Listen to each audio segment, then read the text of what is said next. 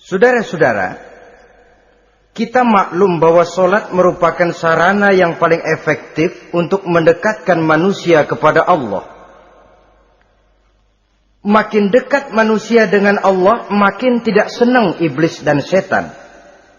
Karena itu segala macam cara mereka berusaha mengaduk-ngaduk sholat kita. Dan sesungguhnya, jikalau kita mengerjakan sholat, itu kan targetnya cuma dua. Pertama, agar sholat kita itu sah. Yang kedua, agar sholat kita itu qabul, yakni diterima oleh Allah. Kalau soal sah dan tidak, ukurannya gampang. Saya kalau ditanya orang, Pak, sholat saya sah atau tidak? Saya bisa jawab. Saudara, sholatnya syarat rukunnya cukup apa tidak? Cukup, sah. Itu kalau perkara sah. Tapi kalau sudah perkara qabul, Pak, sholat saya diterima atau tidak oleh Allah? Ini saya tidak bisa jawab. Kenapa? Soal qabul mencakup masalah batin. Cuma ukuran logikanya, kalau syarat rukun cukup, insya Allah qabul. Saudara-saudara kaum muslimin rahimakumullah. Oleh karenanya, pada saat kita sholat, iblis, setan datang dari segala macam penjuru supaya kita kehilangan rasa khusyuk. Apalagi kalau kita jadi imam yang gerak kita, bacaan kita dilihat, didengar, disaksikan oleh orang banyak.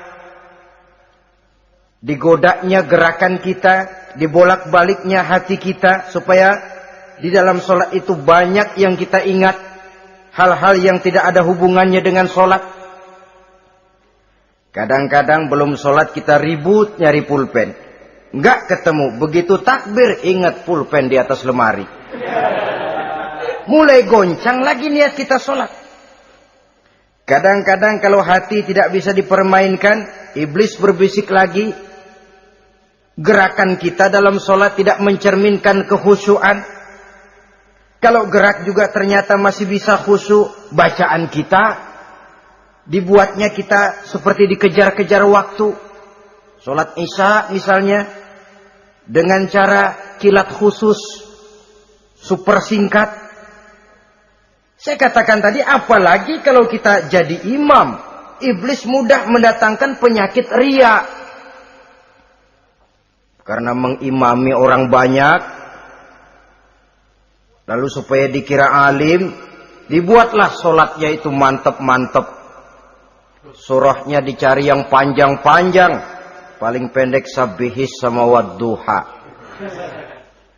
Tapi kalau sudah sholat sendirian, cukup inna a'toinakal kautsar sama kul huwallahu ahad. Kayaknya khusyuk bukan main. Kalau imam, bahasanya dipaseh-pasehin kayak orang 16 tahun di Mekah. Usolli fardhol maghribi salah sarokaatin. Saudara-saudara kaum muslimin yang berbahagia. Oleh karena sholat merupakan sarana yang paling efektif untuk mendekatkan diri dengan Allah, maka orang yang khusyuk di dalam sholatnya merupakan musuh utama daripada iblis. Sekarang bagaimana bisa khusyuk caranya? Kalau khusyuk 100%, rasa-rasanya sulit. Untuk sampai ke arah sana orang memerlukan tahapan. Kepada Imam Ali karramallahu wajhah, baginda Nabi pernah memberikan satu tes. Ali, saya ya Rasul, kalau kau bisa sholat 2 rakaat saja dengan khusyuk, aku kasih hadiah sorban. Baik ya Rasul. Sembahyang Imam Ali 2 rakaat. Selesai sholat, assalamualaikum, wassalamualaikum. Rasul bertanya, yang mana sorbannya Li? Tanpa nengok, Imam Ali menjawab, yang hijau ya Rasul. Setelah menjawab yang hijau, Rasul berkata, kamu tidak khusyuk Li. Kenapa? Soalnya tadi waktu sembahyang mikirin, nanti kalau ditawarin sorban pilih yang hijau aja ah. Sehingga begitu ditanya, refleks menjawab, yang mana Li? Yang hijau saja ya Rasul. Oleh karena itu, menurut Al-Imam Nawawi, pada tingkatan yang paling sederhana, sudah sampai ke tingkat khusyuk, asal pada waktu takbiratul ihram ingat kepada Allah. Tapi jangan lupa, itu tangga pertama. Jangan ada fatwa begini lalu aman. Yang penting kan takbirnya ingat Tuhan, belasononya mau kemana kek. Bukan itu. Itu pada tingkatan pertama, sudah sah dipandang khusyuk. Solatnya orang awam, asal pada waktu takbiratul ihram dia ingat kepada Allah. Tetapi harus terus berusaha agar sepanjang solat dia ingat kepada Allah. Caranya bagaimana? Pertama, menanamkan diri bahwa pada saat kita sedang mengerjakan solat, yang lain tidak ada kecuali Allah. Yang kedua, berusaha memahami apa yang kita baca. Sehingga pada saat kita sujud, subhana rabbiyal a'la wa bihamdi, terbayang kemahasucian Allah, kemahatinggian Allah. Sehingga hati tidak mengembara, mulut berucap, hati mengikuti apa yang diucapkan. Yang kadang-kadang membuat hati kita jalan-jalan, badan di masjid, badan takbir, badan ruku, tapi hati di pasar, hati di kantor, hati di pabrik. Karena yang kita ucapkan tidak berakar di hati. Yang kita baca kita nggak tahu artinya. Sangat boleh jadi hati lalu mengembara kemana-mana. Jadi untuk menopang kekhusyuan ini, cara yang paling efektif, pertama, tidak ada yang lain pada waktu kita sholat kecuali Allah. Yang kedua, berusaha memahami apa yang kita baca. Dikala kita sujud dikala kita duduk di antara dua sujud, Rabbighfirli, ya Allah ampuni dosa saya, warhamni, kasihani saya, dan selanjutnya. Mulut membaca, hati mengikuti. Dengan mengikuti, hati tidak terlalu mengembara, ada tempat dia kembali. Saudara-saudara kaum muslimin rahimakumullah. Itu yang kelima.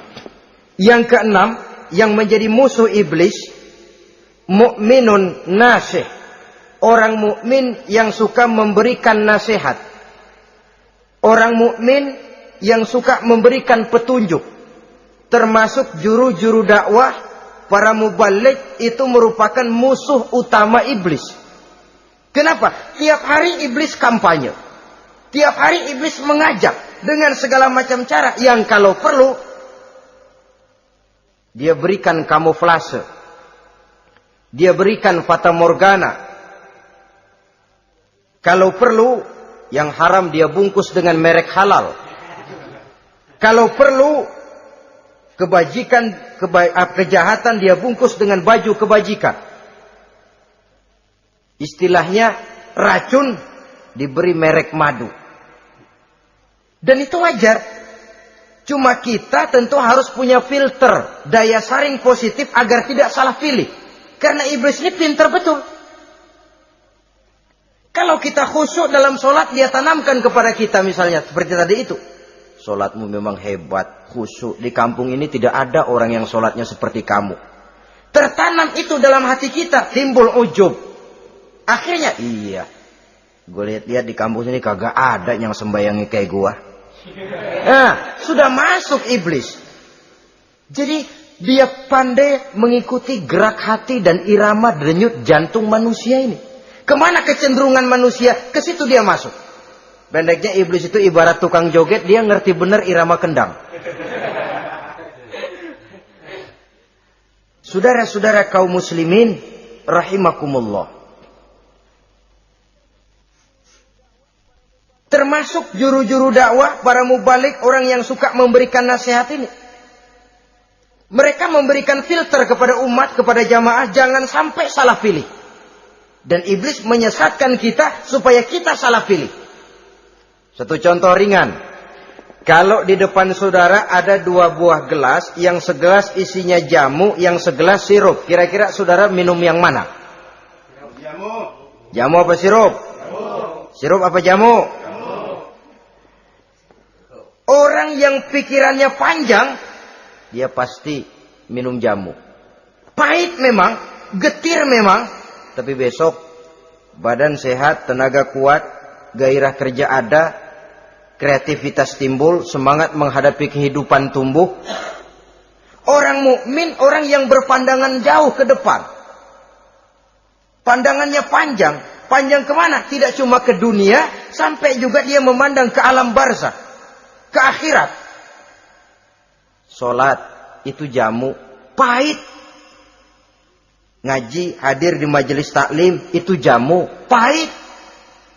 Sedekah, jamu, pahit. Mengeluarkan uang untuk kepentingan orang lain. Enak aja minta sumbangan, datang-datang yang nyari peres keringat banding tulang gue, lu datang-datang mau minta. Yang enak ngumpulin harta, lalu bakhil bin pelit alias medit. Itu jamu. Saudara hadirin yang saya muliakan, sedekah jamu pahit. Puasa jamu pahit. Jihad jamu pahit. Tapi nanti begitu kita meninggalkan dunia, masuk ke alam barzakh, apalagi pindah ke akhirat, baru terasa, aduh, nikmatnya dulu kemarin itu minum jamu, sekarang badan sehat, tenaga kuat, kerja semangat. Nikmatnya dulu saya waktu di dunia sholat, rajin ngaji, suka sodako, suka menolong orang. Sekarang terasa manfaatnya. Begitu saya berada di alam barzakh, apalagi sudah dibangkitkan di padang mahsyar di akhirat nanti, terasa seluruh kebajikan yang saya kerjakan. Nah, orang yang berpikir jangka pendek, cuma ngelihat yang ada di depan hidungnya saja. Ngapain minum jamu getir, sirup nih, manis. Dia minum, dia ambil sirup, minum. Manis memang pada waktu minum, tapi besok bibir jontor. Meninggalkan perintah Allah, sirup itu manis. Tidak sholat, manis. Tidak bayar zakat, sirup, manis. Tidak mau puasa, sirup, manis. Manis sekarang. Tapi nanti besok begitu masuk ke alam barzakh, begitu dibangkitkan di padang mahsyar di akhirat nanti, merintih kita menahan penyesalan yang sudah tidak ada artinya lagi. Sampai-sampai penduduk mahsyar itu ada yang berkata, diceritakan dalam Quran, ya laitani kuntu turaba. Wahai celaka, kenapa kita nggak jadi tanah saja? Menyesali kejadiannya. Andai kata mereka bisa kembali ke hidup di dunia lagi, mereka akan minta kejadian yang kedua untuk berbuat baik. Tapi tentu sudah penyesalan yang tidak ada gunanya lagi. Maka saudara-saudara, emang cuman jalan duluan kecebur di sumur yang nyesel duluan. Ada orang jalan, yang paling depan kecebur di sumur. Itu tuh, gue nyesel duluan katanya. Nyesel duluan. Yang lain mesti nyeselnya belakangan. Saudara hadirin yang saya muliakan. Nah, orang yang suka memberikan nasihat kepada orang lain dimusuhi iblis. Kenapa? Tentu nasihat yang membawa kebaikan. Iblis nggak senang betul itu. Kita nasihatin teman, udah berhenti dah, jangan pada mabuk lagi. Iblis gergetan bener. Ini orang dilarang lagi. Kita nasihati teman, udah jangan masang-masang lagi dah, nggak bakalan kena, dikebohongin. Nggak ada orang jadi kaya masang judi, bangkrut malah loh. Ini kan termasuk tipu daya iblis, judi dinamain sumbangan. Itu sama saja itu, madu, racun mereknya madu. Judi dinamain sumbangan. Di belakang beca pada nyumbang. Ya orang kaya lagunya.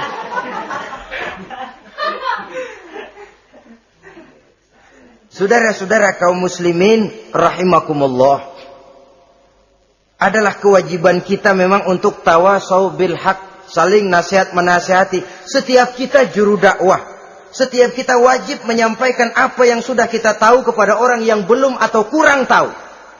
Saudara yang bisa bismillah wajib mendakwahkan bismillah itu kepada orang yang belum tahu bismillah. Saudara bisa Fatihah harus menyampaikan itu kepada orang yang belum bisa Fatihah. Persetan dengan orang lain. Apalagi yang cuma kerjanya ngeritik saja, lu baru bisa Fatihah doang udah ngajar. Biar aja yang diajarin gak bisa Fatihah kok. Apa masalahnya pemerataan di bidang keilmuan?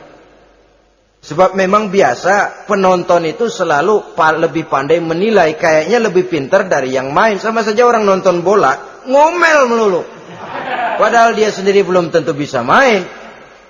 Dengerin orang pidato pun begitu. Monten bisa. Wah, kalau dia yang pidato 1 jam kayak semenit. Tapi kalau si Ano tuh kita udah pegel belum juga mau berhenti. Monten bisa. Coba dia suruh pidato. Udah 1/4 jam masih ama ba'du. Apa mau dibilang ama ba'du?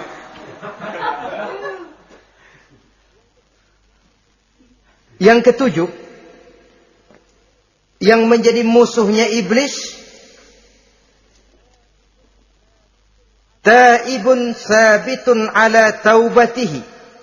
Orang yang bertaubat dan tetap di atas taubatnya. Secara jujur, tidak ada manusia yang tidak punya salah. Dan orang yang baik memang bukan orang yang tidak punya salah. Karena tidak ada orang yang tidak punya salah. Orang yang baik adalah orang yang apabila melakukan kesalahan dia segera sadar, dijadikannya itu sebagai pelajaran untuk tidak diulanginya lagi pada masa yang akan datang.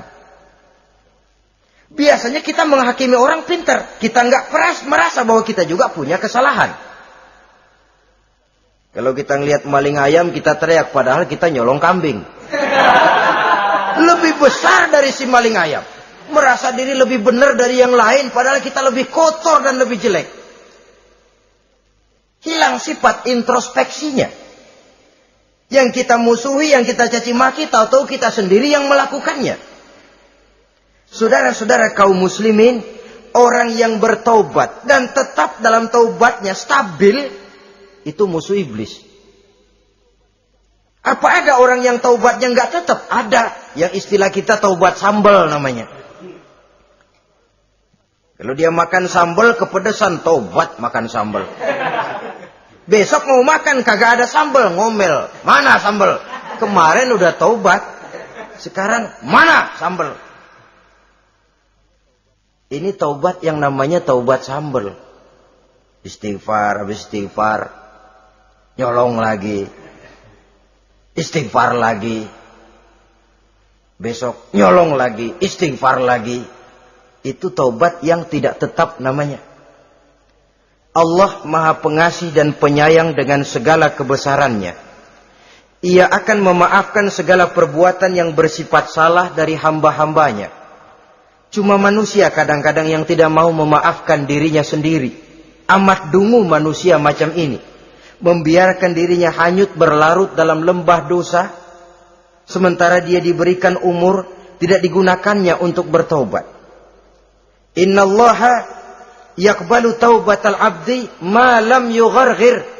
Allah senantiasa akan menerima taubat seorang hamba sepanjang nafasnya belum sampai di tenggorokan. Kalau nafas sudah sampai di tenggorokan baru berniat taubat, kasib terlambat. Kayak Fir'aun. Fir'aun itu begitu ditenggelamkan di lautan merah, udah cengap-cengap mau mampus, baru ngomong dalam sekaratnya, amantu bi Rabbi Musa wa Harun. Kalau begini mah saya juga percaya sama Tuhannya Musa. Udah sekarat baru mau taubat, malaikat maut gemes banget dilelepin, mati.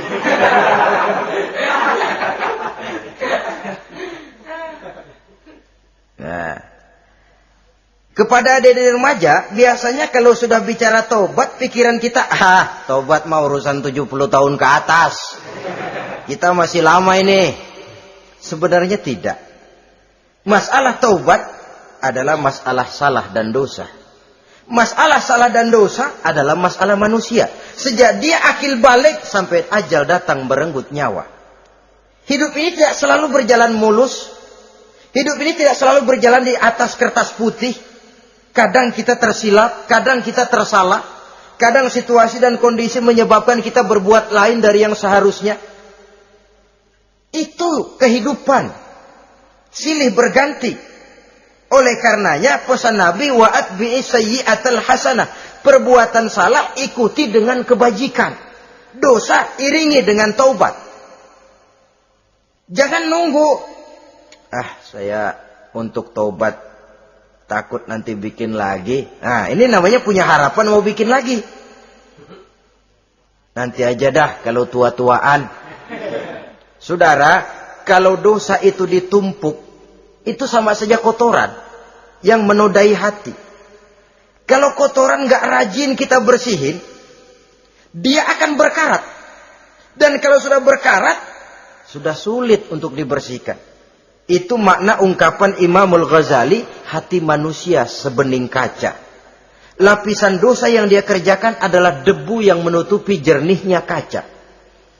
Orang yang bersih dari dosa, dekat dengan Allah, hatinya jernih seperti kaca. Dari hati yang jernih, radarnya kontak kepada Allah. Sinyalnya nyambung channelnya itu. Getarannya hebat. Wajar kalau lalu dia bisa tahu apa yang besok akan terjadi. Diberitahu oleh Allah. Yang namanya ilmu laduni itu. Ilmu yang ditransfer langsung oleh Allah. Karena kebersihan hatinya. Mana ada orang gak belajar bisa pinter. Iya, kalau hatinya butek emang gak ada. Tapi kalau Allah mau berberangkat dari hati yang bersih, yang kontaknya nyambung kepada Allah, hati itu seperti kaca, kata Imam Ghazali. Dosa yang kita lakukan adalah debu. Kalau debu sedikit datang kita lap, datang lagi kita bersihin, datang lagi kita bersihin, insya Allah nggak sampai jadi noda di atas kaca itu. Tapi kalau nunggu debu itu sampai bertumpuk, besok aja ngelapnya dah, besok aja ngebersihinnya, bertumpuk dia, sulit membersihkannya. Walaupun kena, nodanya tentu tertinggal di atas kaca itu. Karena itu, dalam kehidupan remaja misalnya, pemuda misalnya, kita tidak bisa menolak mode. Tidak bisa menolak musim. Modenya disco, modenya breakdance, modenya joget, modenya jaipongan. Mode pada waktunya habis, ya habis. Tapi bagaimanapun dia akan punya dampak, memberikan bekas dalam membentuk kepribadian. Dan ini efek yang tidak kita inginkan. Efeknya, bukan modenya itu.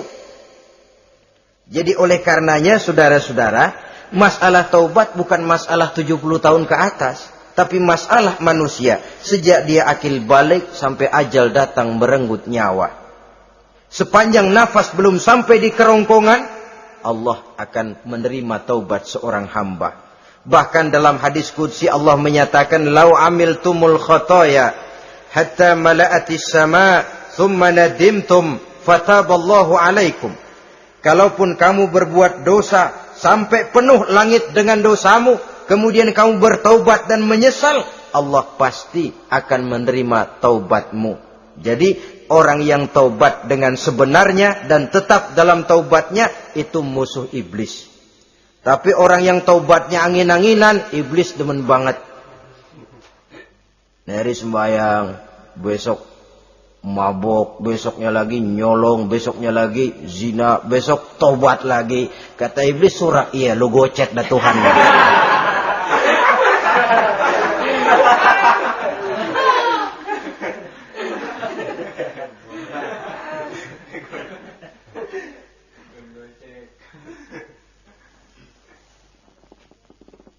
Selanjutnya, yang ke-8, musuh iblis, musuh setan, mu'minun yudawi mu'alat taharah.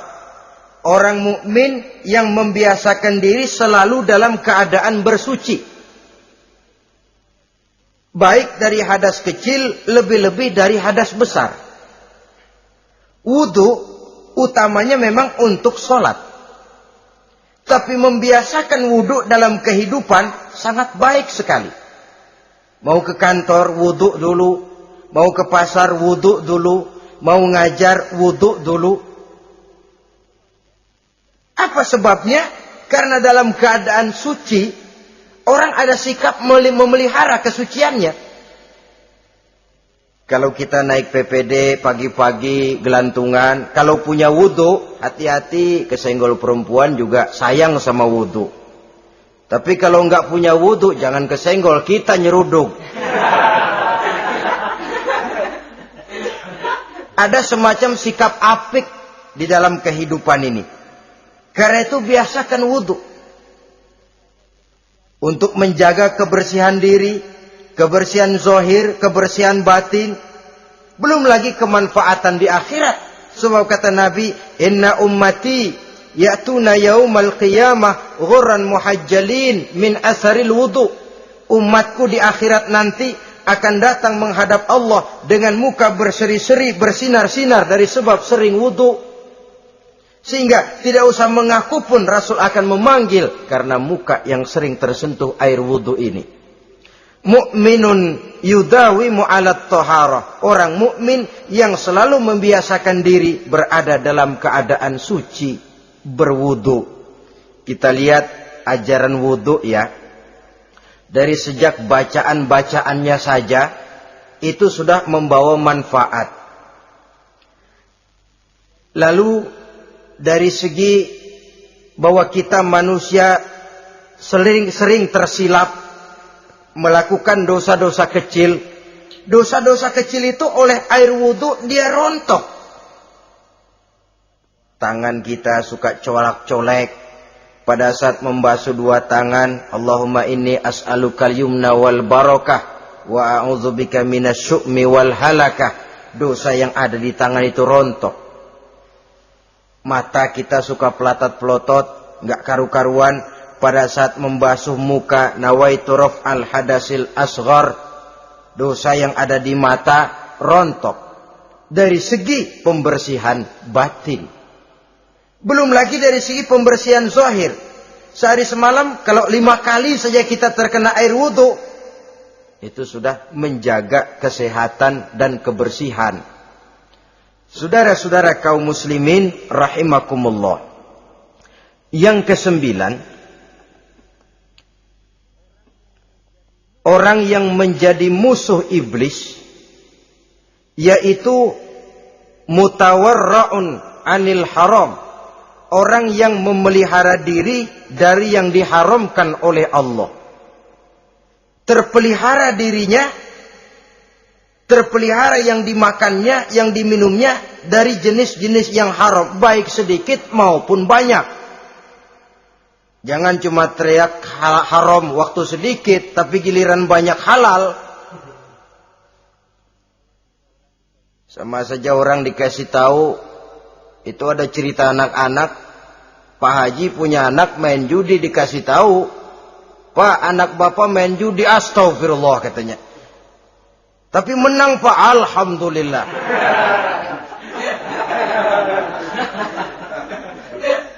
Ini kan sama saja, giliran sedikit dibilang haram karena dia nggak dapat jatah, begitu dapat banyak dan dia kecipratan jadi halal.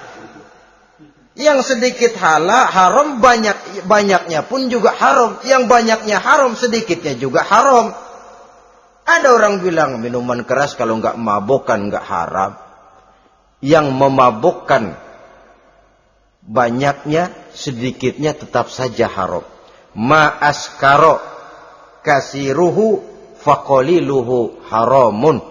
Apa yang banyak menyebabkan jadi mabuk, sedikitnya pun juga haram.